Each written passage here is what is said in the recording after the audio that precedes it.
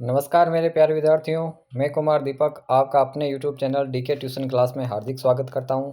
और आज की क्लास में हम पढ़ने जा रहे हैं कक्षा 8 का अध्याय 1 फसल उत्पादन एवं प्रबंधन। इस क्लास में मैं आपसे चर्चा करूंगा कि इस अध्याय से कौन कौन से परीक्षा उपयोगी महत्वपूर्ण प्रश्न बन सकते हैं। तो आइए एक एक क्वेश्चनों की ओर अपन बढ़ते हैं। ये क्वेश्चन आपके बोर्ड एग्ज़ाम में आपको अच्छे नंबर दिलाने में मददगार साबित होंगे। तो चलिए देखते हैं एक एक प्रश्न की ओर, एक एक प्रश्न की चर्चा करते हैं। उचित शब्द छांटकर रिक्त स्थानों की पूर्ति कीजिए। क्वेश्चन फेस दे रखा है, मिट्टी में पोषक स्तर को बनाए रखने के लिए मिलाया जाता है। ऑप्शन ए बीज, ऑप्शन बी खाद, ऑप्शन सी कीटनाशी, ऑप्शन डी जल। तो देखिए, मिट्टी में पोषक स्तर को बनाए रखने के लिए उसमें हम क्या मिलाएंगे? खाद मिलाएंगे। क्या मिलाएंगे? खाद मिलाएंगे, जिससे उसमें क्या हो जाएंगे, जो भी पोषक तत्व है उसकी मात्रा की जो भी कमी है मिट्टी में वो उसमें पूरी हो जाएगी। तो इस प्रश्न में हमारा उत्तर हो जाएगा ऑप्शन बी सही। तो देखिए आगे बढ़ते हैं। फलीदार पौधों की फसल से भूमि में जिस तत्व की मात्रा बढ़ जाती है वह है, यानी कि फलीदार पौधे मतलब लेग्यूमिनोसी कुल के जो पादप है उनकी जड़ ग्रंथिकाओं में हमें पता है, हमने पढ़ा है, राइजोबियम पाया जाता है जो मिट्टी में नाइट्रोजन स्थिरीकरण करता है। तो जो फलीदार पौधे हैं वो मिट्टी में किस पोषक तत्व की मात्रा को बढ़ा देंगे? नाइट्रोजन को। किसकी बढ़ा देंगे? नाइट्रोजन। तो ऑप्शन ब हमारा नाइट्रोजन इसमें सही हो जाएगा। प्रश्न 3 की ओर चलते हैं। सिंचाई के लिए पारंपरिक तरीके नहीं हैं। पारंपरिक तरीके नहीं है पूछा इसने। चेन पंप हम जानते हैं, डेकली क्या है वो हम जानते हैं, रहट क्या है वो भी हम जानते हैं, और ड्रिप तंत्र क्या है वो भी हम जानते हैं। चेन पंप, डेकली, रहट और ड्रिप पंप, इनमें से कौन सा है? ऑप्शन आपको छांटना है जो पारंपरिक तरीका नहीं है। हम जानते हैं ड्रिप इरिगेशन, ड्रिप तंत्र आधुनिक तरीका है। तो ऑप्शन द इसमें सही हो जाएगा। हार्वेस्टर यंत्र का उपयोग किया जाता है। ऑप्शन ए फसल की कटाई में, ऑप्शन बी फसल के दानों को भूसे से अलग करने में, ऑप्शन सी खरपतवार हटाने में, ऑप्शन डी बीज की बुआई में। तो हमें पता है हार्वेस्टर का उपयोग फसल की कटाई में किया जाता है। ऑप्शन ए इसमें सही हो जाएगा। ऑप्शन ए इसमें सही हो जाएगा भाई। आगे चलते हैं। विभिन्न अंतराल पर खेत में जल देना कहलाता है। हमने नोट्स में पढ़ा है सिंचाई क्या होती है? सिंचाई होती है कि विभिन्न समय अंतराल पर अपने खेत में हम अगर समय समय पर क्या दे रहे हैं? पानी दे रहे हैं, तो वो हमारी क्या है? सिंचाई है। क्या है? सिंचाई। और वही इस प्रश्न में पूछा है कि सिंचाई किसे कहते हैं? तो नियमित समय अंतराल पर अपने खेत में समय समय पर पानी देना सिंचाई कहलाता है। तो इसमें ऑप्शन ए हमारा सही हो जाएगा। प्रश्न 6 की ओर बढ़ते हैं। कल्टीवेटर का उपयोग किया जाता है। ऑप्शन ए जुताई में, ऑप्शन बी निराई में, ऑप्शन सी सिंचाई में, ऑप्शन डी कटाई में। तो कल्टीवेटर का उपयोग किस में किया जाएगा भाई? कल्टीवेटर का उपयोग किया जाएगा जुताई में। कल्टीवेटर का उपयोग किस में किया जाएगा? जुताई में किया जाता है। किस में किया जाता है? जुताई में। ऑप्शन ए हमारा सही हो जाएगा। प्रश्न 7 है, खरीफ की फसल है। हाँ भाई, इनमें से हमें खरीफ की फसल जो ऑप्शन में है वो हमें ढूंढना है। गेहूँ, मटर, मक्का और चना। ऑप्शन ए है हमारा गेहूँ, ऑप्शन बी मटर, ऑप्शन सी मक्का, ऑप्शन डी चना। हाँ जी भाई, प्यारे विद्यार्थियों, आप इनमें से मुझे ढूंढ के बताइएगा कि इनमें से कौन सी खरीफ की फसल है। क्या गेहूँ खरीफ की फसल है? मटर खरीफ की फसल है? मक्का खरीफ की फसल है? चना खरीफ की फसल है? तो हम जानते हैं मक्का है हमारा खरीफ की फसल है। बाकी जो इनमें से दे रखी है वो रबी की फसल है। तो हमारा ऑप्शन कौन सा सही हो जाएगा? ऑप्शन हो जाएगा हमारा मक्का सही हो जाएगा। क्या हो जाएगा? मक्का सही हो जाएगा। बढ़ते हैं अगले प्रश्न की ओर। खरपतवार हटाने को कहते हैं।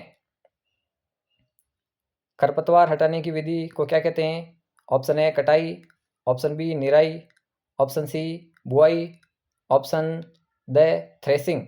तो इसमें क्या हो जाएगा? खरपतवार हटाने की जो विधि होती है हमने पढ़ा है वो होती है निराई। क्या होती है? निराई होती है। क्या होती है? निराई। तो ऑप्शन बी हमारा राइट हो जाएगा। प्रश्न संख्या 9 की ओर बढ़ते हैं। दानों को भूसे से अलग करना कहलाता है। दानों को भूसे से अलग करने की विधि होती है वो क्या होती है? तो हमने पढ़ रखा है कि दानों को भूसे से अलग करना थ्रेसिंग कहलाता है। क्या कहलाता है? थ्रेसिंग कहलाता है।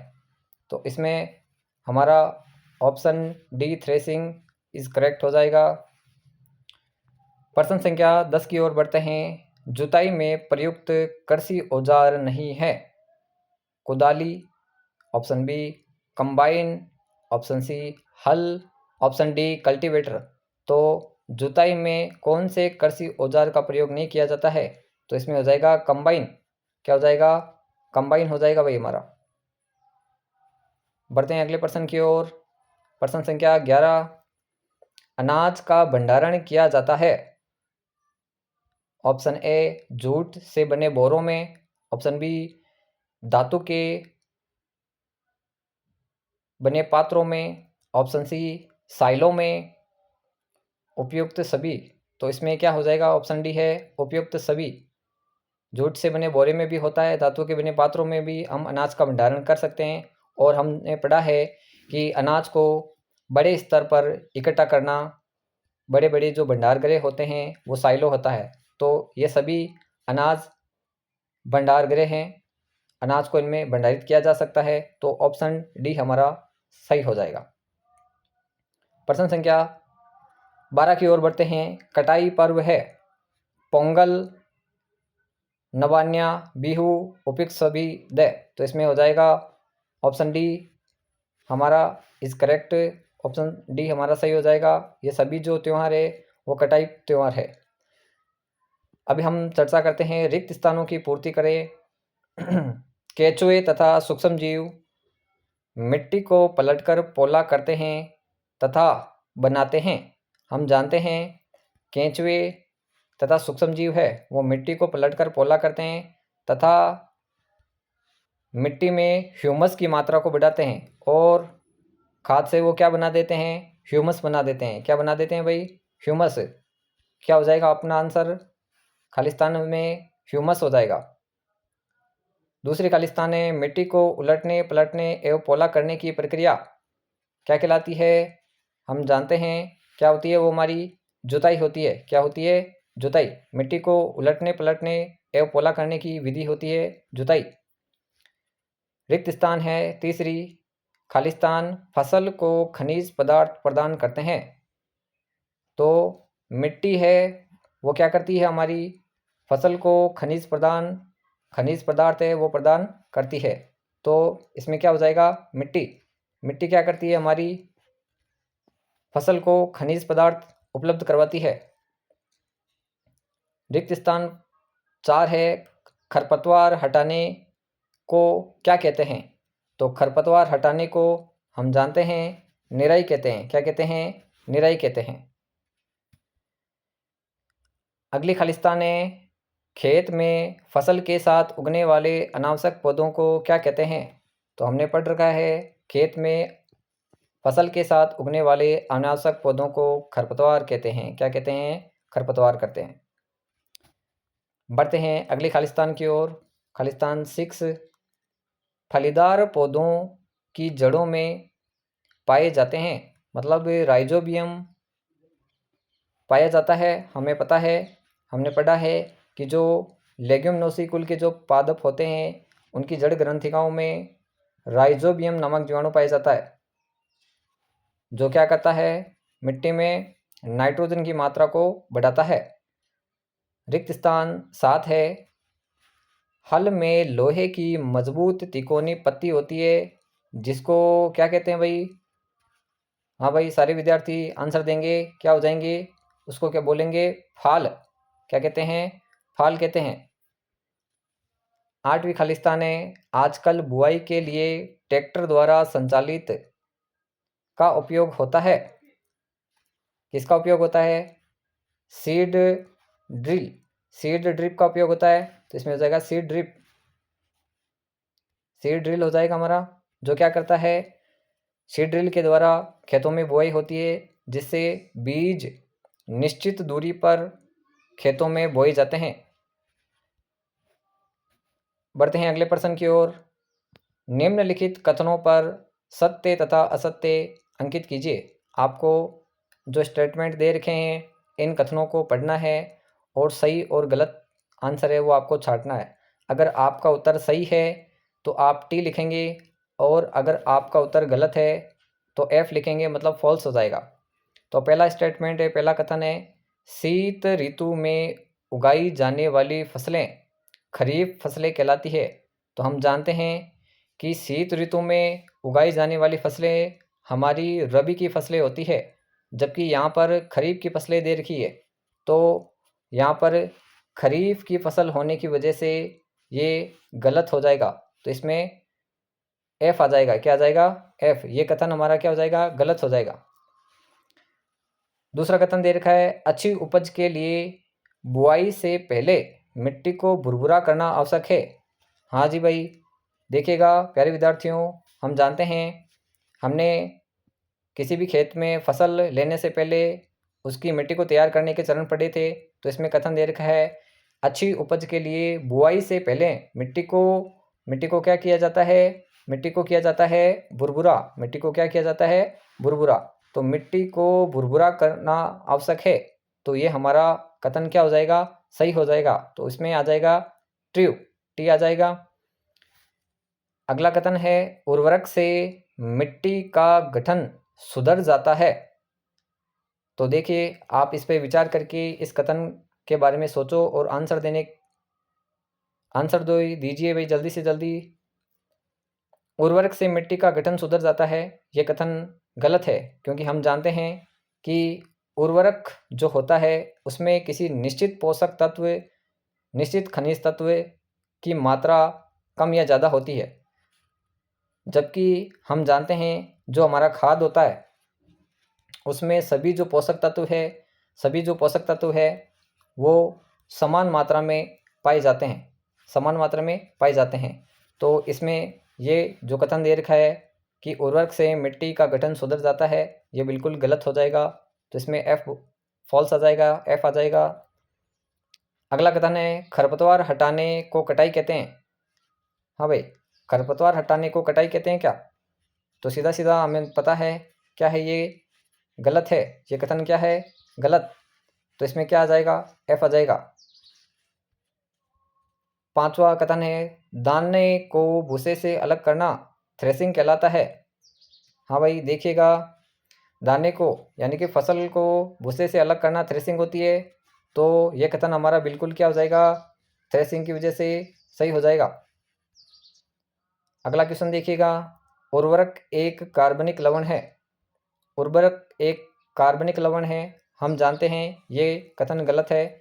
हम जानते हैं कि उर्वरक एक अकार्बनिक लवण है, तो हमारा ये कथन क्या हो जाएगा? गलत हो जाएगा, फॉल्स हो जाएगा। बढ़ते हैं अगले प्रश्न की ओर। देखिए प्यारे विद्यार्थियों, आजकल जो मैचिंग वाले क्वेश्चन है एग्ज़ाम में बहुत ज़्यादा पूछे जाते हैं, तो आप इन क्वेश्चनों को ध्यान से समझने की कोशिश कीजिएगा, ताकि हमारे बोर्ड एग्ज़ाम में हम A+ लाने की पूरी कोशिश करेंगे। मान के चलिएगा, जो PDF जो नोट्स मैं आपके लिए हैंड रिटन्स लेके आया हूँ, ये वही नोट्स है जिन नोट्स को मैं अपनी स्कूल में पढ़ाता हूँ, और यही नोट्स मैं आपको फ्री ऑफ कोर्स यूट्यूब पे उपलब्ध करवा रहा हूँ, ताकि आप अपने एग्ज़ाम में अपना बेहतर से बेहतर दे सके। तो चलते हैं अपने नेक्स्ट क्वेश्चन की ओर। Match the column A to column B। Column A से कॉलम B का मैच करना है। कॉलम ए में देखिए क्या दे रखा है? कल्टीवेटर, सीड ड्रिल, रहेट, हार्वेस्टर। कॉलम बी में दे रखा है कटाई, सिंचाई, बुआई और जुताई। कल्टीवेटर से क्या किया जाता है? कल्टीवेटर से क्या किया जाता है? तो कल्टीवेटर से देखिएगा, कल्टीवेटर से क्या किया जाता है? तो कल्टीवेटर से क्या हो जाएगा हमारा? जुताई हो जाएगा। क्या हो जाएगा? जुताई। अगला देखिएगा, सीड ड्रिल। सीड ड्रिल क्या करता है? सीड ड्रिल हमारा करता है बुआई। क्या करता है? बुआई करता है भाई। क्या करता है? बुआई। रहट, रहट से क्या किया जाता है? जल्दी से बताइए प्यारे विद्यार्थियों। रहट से की जाती है, हम जानते हैं, सिंचाई होती है। क्या होती है? सिंचाई। हार्वेस्टर, हार्वेस्टर क्या करता है? हार्वेस्टर से कटाई होती है। क्या होती है? कटाई। तो ये हमारा क्वेश्चन सही हो जाएगा, मैच वाला। अगला मैच वाला क्वेश्चन है, column A to column B match कीजिएगा। कॉलम ए में दे रखा है आपके थ्रेसिंग, निराई, सिंचाई और जुताई, और कॉलम बी में दे रखा है मिट्टी को पोला करना, खरपतवार हटाना, खेत में जल देना, बीजों को भूसे से अलग करना। तो आइए चर्चा करते हैं। थ्रेसिंग, थ्रेसिंग से क्या किया जाता है भाई? देखिएगा, थ्रेसिंग में आप क्या मैच करोगे? जल्दी से विचार कीजिएगा। थ्रेसिंग से क्या मैच करोगे आप? थ्रेसिंग, तो थ्रेसिंग में देखिएगा, बीजों को भूसे से अलग करना, बीजों को भूसे से अलग करना। क्या हो जाएगा? थ्रेसिंग में, थ्रेसिंग मशीन जो होती है वो क्या करती है? थ्रेसिंग मशीन जो होती है वो हमारी क्या करती है? बीजों को भूसे से अलग करती है, बीजों को भूसे से अलग करती है। बढ़ते हैं अगले कॉलम में। इसमें नीचे देखो क्या दे रखा है? निराई। निराई क्या होती है? हम जानते हैं। इसमें कॉलम बी में देखिएगा, निराई में कौन सा सही हो जाएगा? निराई में हो जाएगा खरपतवार हटाना। खरपतवार हटाना क्या हो जाएगा? निराई। सिंचाई में कौन सा मैच होगा हमारा? देखिएगा, खेत में जल देना। खेत में जल देना क्या होता है? खेत में जल देना होता है हमारा सिंचाई। खेत में जल देना सिंचाई होता है। अगला देखिएगा, जुताई। जुताई क्या होता है? मिट्टी को पोला करना। मिट्टी को पोला करना, जिससे खेत में जो मिट्टी है वो हमारी क्या हो जाएगी? भुरभुरी हो जाएगी, तथा उसमें वायु का प्रवाह आसानी से हो सके। बढ़ते हैं अगले क्वेश्चन की ओर। Match the column A to column B. आपको इधर दे रखा है नाइट्रोजन, नीचे दे रखा है यूरिया, फिर दे रखा है वर्मी कंपोस्ट, और दे रखा है 2,4-D। आपको मैच करना है कॉलम बी से। कॉलम बी में दे रखा है ऊपर ऊपर पोषक तत्व, बी दे रखा है खाद, सी दे रखा है खरपतवार नाशी, और डी दे रखा है उर्वरक। तो हम जानते हैं कि नाइट्रोजन है, नाइट्रोजन है वो एक प्रकार का पोषक तत्व है। नाइट्रोजन क्या है? एक प्रकार का पोषक तत्व। तो नाइट्रोजन से क्या मैच हो जाएगा? कॉलम में बी में ए मैच हो जाएगा, पोषक तत्व। यूरिया क्या है? हम जानते हैं, यूरिया एक प्रकार का उर्वरक है। यूरिया एक प्रकार का क्या है? उर्वरक है भाई। क्या है? उर्वरक हो जाएगा हमारा। यूरिया क्या हो जाएगा? उर्वरक हो जाएगा। यूरिया क्या हो जाएगा? उर्वरक है। वर्मी कंपोस्ट, वर्मी कंपोस्ट हम जानते हैं, वर्मी कंपोस्ट हमारा क्या है? एक प्रकार का खाद है। वर्मी कंपोस्ट क्या है? खाद है। 2,4-D बहुत इम्पोर्टेंट है प्यारे विद्यार्थियों। 2,4-D पूछा जाता है। 2,4-D क्या है? तो 2,4-D एक खरपतवारनाशी दवा है। 2,4-D एक खरपतवारनाशी दवा है, जिसे अगर आप अपने खेत में छिड़क देते हो तो फसल के साथ जो उगे हुए अनावश्यक पौधे हैं, जिनका हमारे खेत में किसी भी तरह का कोई भी उपयोग नहीं होता है, ये उनको नष्ट कर देती है। क्वेश्चन नंबर 4 की ओर बढ़ते हैं। एनपीके, एनपीके से क्या तात्पर्य है? यहाँ पर एन से नाइट्रोजन, पी से फॉस्फोरस, और कैसे पोटेशियम है। तो नाइट्रोजन, फॉस्फोरस और पोटेशियम हमें पता है एक प्रकार का उर्वरक है और मिश्रित उर्वरक है। एनपीके आंसर क्या हो जाएगा? एनपीके एक मिश्रित उर्वरक है, जिसमें नाइट्रोजन, फास्फोरस तथा पोटेशियम तीनों पोषक तत्व होते हैं। हाँ भाई, देखिएगा क्या क्या होते हैं एनपीके में, हमने बता दिया है। एनपीके में एन से नाइट्रोजन पोषक तत्व है, पी से फॉस्फोरस है, और कैसे पोटेशियम है। तो एनपीके में तीन चीज़ हो गई, तीन पोषक तत्वों का मिश्रण उर्वरक है ये, जिससे हमारा एनपीके तैयार होता है। एक प्रकार का उर्वरक है। तो एनपीके एक मिश्रित उर्वरक है जिसमें नाइट्रोजन, फॉस्फोरस तथा पोटेशियम तीनों पोषक तत्व उपलब्ध होते हैं। क्वेश्चन नंबर 5, मिट्टी में पोषकों की पूर्ति की एक विधि का नाम लिखिए। कि मिट्टी में हम किस विधि से पोषक तत्वों की पूर्ति कर सकते हैं? तो हमारा आंसर हो जाएगा क्या? फसल चक्रण। फसल चक्रण से हम मिट्टी में किसी भी पोषक तत्व की पूर्ति को पूरी कर सकते हैं। अगला क्वेश्चन है, फलीदार पौधों की जड़ों में पाए जाने वाले बैक्टीरिया का नाम लिखिए। फलीदार पौधों की जगह लेग्यूमिनोसिकुल आ सकता है। लेग्यूमिनोसिकुल मतलब ऐसे पौधे जिन पर फलियां लगती है। हाँ भाई, देखिएगा क्या हो जाएगा। फलीदार जो पौधे हैं उनकी जड़ों में हमें पता है कौन सा बैक्टीरिया पाया जाता है? राइजोबियम पाया जाता है। क्या पाया जाता है? राइजोबियम पाया जाता है। इस राइजोबियम की खासियत बताइएगा प्यारे विद्यार्थियों, जल्दी से बताइएगा। राइजोबियम क्या करता है? मिट्टी में कौन से पोषक तत्व की मात्रा को बढ़ाता है? नाइट्रोजन की जो मात्रा है वो मिट्टी में बढ़ा देता है, जिसका उपयोग पौधे प्रोटीन निर्माण में करते हैं। अगला क्वेश्चन है, मछली से प्राप्त जो कॉड लिवर है, यानी कि उसका लिवर जिगर का तेल है मछली के, उसमें हमें क्या प्राप्त होता है? कौन सा विटामिन हमें प्राप्त होता है? तो हमें पता है कि मछली के कॉड लिवर में विटामिन डी पाया जाता है। क्या पाया जाता है? Vitamin D. ओमेगा 3 होता है जिसमें बहुत ज़्यादा मात्रा में। चलिए आगे क्वेश्चन है, वेरी वेरी इंपॉर्टेंट, बहुत ज़्यादा बार एग्जाम में पूछा जाता है कि वर्मी कंपोस्ट किसे कहते हैं। तो हमें पता है कि जो केंचुए द्वारा जो केंचुआ होता है जिसे किसान का मित्र कहा जाता है, केंचुए के द्वारा जो तैयार खाद होती है वो हमारी वर्मी कंपोस्ट होती है। एक प्रकार का प्राकृतिक खाद है। तभी कहा जाता है कि ज़्यादा से ज़्यादा पेस्टिसाइड का उपयोग आजकल जो किसान कर रहे हैं, जिससे उनकी खेतों में पैदावार तो भले ही बढ़ रही है लेकिन एक गुणवत्ता नहीं आ रही है। उनसे क्या होता है, उनकी जो मिट्टी है उसमें पोषक तत्वों की जो मात्रा है वो असंतुलित हो जाती है और आने वाले समय में देखना उनकी मिट्टी है वो बंजर हो जाएगी। तो हमें ज़्यादा से ज़्यादा प्राकृतिक खादों का प्रयोग अपने खेतों में करना चाहिए। जैसे कि वर्मी कंपोस्ट बेस्ट खाद होती है हमारे खेतों के लिए। ये केंचुए के द्वारा तैयार खाद होती है और हमें पता है कि केंचुए को किसान का मित्र कहा जाता है। केंचुए को किसान का मित्र कहा जाता है। अगला क्वेश्चन है, किन्हीं 4 उर्वरकों के नाम बताइए।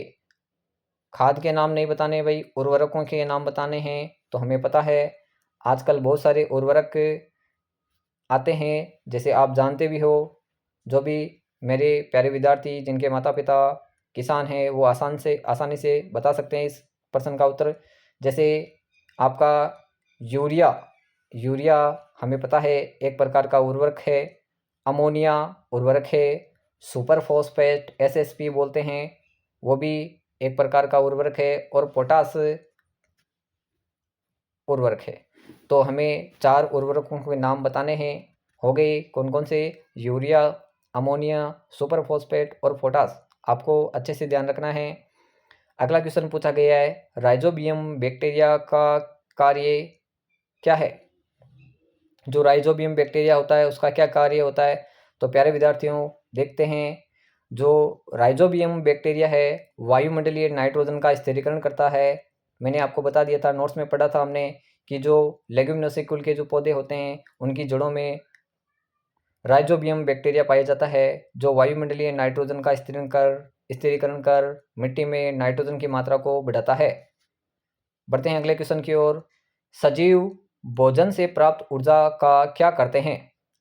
तो आंसर हो जाएगा, सजीव भोजन से प्राप्त ऊर्जा का उपयोग जैविक प्रक्रमों जैसे पाचन क्रिया में, श्वसन क्रिया में एवं उत्सर्जन के संपादन में करते हैं। मतलब जो सजीव को जो ऊर्जा प्राप्त होगी वो कौन कौन सी जैव प्रक्रम यानी कि जैविक प्रक्रमों में करेगा, उसे वो पाचन की क्रिया करेगा। कौन सी क्रिया करेगा? पाचन, भोजन का पाचन करेगा, उसे वो श्वसन क्रिया पूरी करेगा और उसके शरीर में जो भी उत्सर्जी पदार्थ बने हैं उनको क्या करेगा? बाहर निकालेगा। तो उत्सर्जन की क्रिया भी इसी से होती है, जिसमें सजीव है वो भोजन से जो ऊर्जा प्राप्त होती है उनका उपयोग इन क्रियाओं में करता है। अगला क्वेश्चन है हमारा, खरपतवारनाशी क्या है तथा इनके उपयोग से क्या लाभ है। तो देखिएगा आंसर क्या है, खरपतवारनाशी क्या है। हम जानते हैं कि खरपतवारनाशी खरपतवार नियंत्रण के लिए जिन रसायनों का उपयोग किया जाता है वो हमारे खरपतवारनाशी होते हैं, जो खरपतवार को पूरी तरह क्या कर देते हैं भाई, पूरी तरह क्या कर देते हैं, नष्ट कर देते हैं। तो खरपतवारनाशी क्या हो जाएगा, खरपतवार को नियंत्रित करने वाली जो दवाइयाँ होती है वो खरपतवारनाशी होते हैं। तो देखिएगा, खरपतवार नियंत्रण के लिए जिन रसायनों का उपयोग किया जाता है उन्हें खरपतवारनाशी कहते हैं। जैसे 2,4-D खेतों में एक 2,4-D हमें पता है खरपतवारनाशी दवा है, जिसका उपयोग खेतों में छिड़काव किया जाता है और जिससे खरपतवार है उस खेत में क्या होते हैं, मर जाते हैं, परंतु फसल को कोई नुकसान नहीं होता।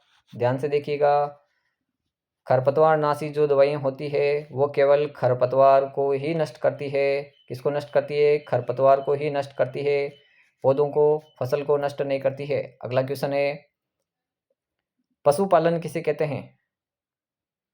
देखिएगा, हम सभी जानते हैं हमारे घरों में हम कोई ना कोई जीव जंतु पालते हैं। तो देखिएगा इसका आंसर क्या हो जाएगा, घरों में अथवा फार्म पर पालने वाले पालतू पशुओं को उचित भोजन, आवास एवं देखभाल की आवश्यकता होती है।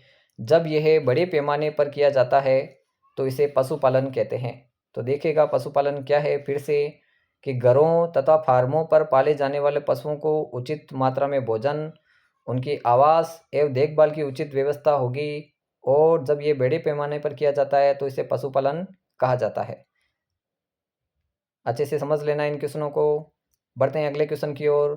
क्वेश्चन कहा है, क्या कह रहा है इसमें, वेरी वेरी इंपॉर्टेंट क्वेश्चन है, आपके एग्जाम में पूछा जा सकता है कि यदि लेग्यूमिनोसी पौधों की जड़ों में राइजोबियम को हटा दिया जाए तो क्या होगा। इस प्रकार के क्वेश्चन है वो आपके अंडरस्टैंडिंग पे है, और आजकल इस प्रकार के क्वेश्चन है वो पूछने का ट्रेंड एग्जामिनर ज़्यादा होता है, कि एग्जामिनर चाहता है कि बच्चे ने कितनी गहराई से पाठ का अध्ययन किया है। तो देखते हैं, अपन इस प्रश्न पे चर्चा करते हैं कि अगर हम किसी पौधे यानी लेग्यूमिनोसी जो पौधे हैं या जो फलीदार पौधे हैं हमारा, जिन पे फलियाँ लगती है, अगर उन पौधों में हम जड़ ग्रंथिकाएँ उनकी हटा देंगे, राइजोबियम को हटा देंगे, तो क्या वो नाइट्रोजन का स्थिरीकरण कर पाएंगे, क्या मिट्टी में नाइट्रोजन की जो मात्रा है वो बना पाएंगे। तो देखिएगा, राइजोबियम बैक्टीरिया ग्रंथिकाओं में वायुमंडल नाइट्रोजन का स्थिरीकरण करते हैं। वो क्या करते हैं, वायुमंडल ये नाइट्रोजन का स्थिरीकरण करते हैं। यदि इन्हें हटा दिया जाए तो लेग्यूमिनोसी जो पौधे हैं उनमें नाइट्रोजन पोषक तत्व की कमी हो जाएगी और पौधों का विकास रुक जाएगा और वो ज़्यादा उत्पादन नहीं कर पाएंगे।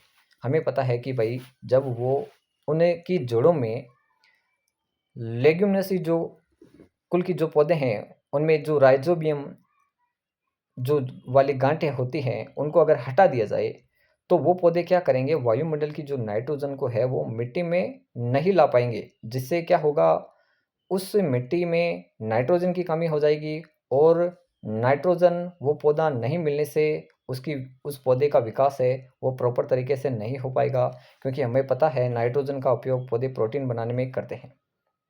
अगला क्वेश्चन है, फसल चक्रण किसे कहते हैं। वेरी वेरी इंपॉर्टेंट क्वेश्चन और हमारी इस क्लास का आखिरी क्वेश्चन है। देखिएगा, फसल चक्रण क्या है।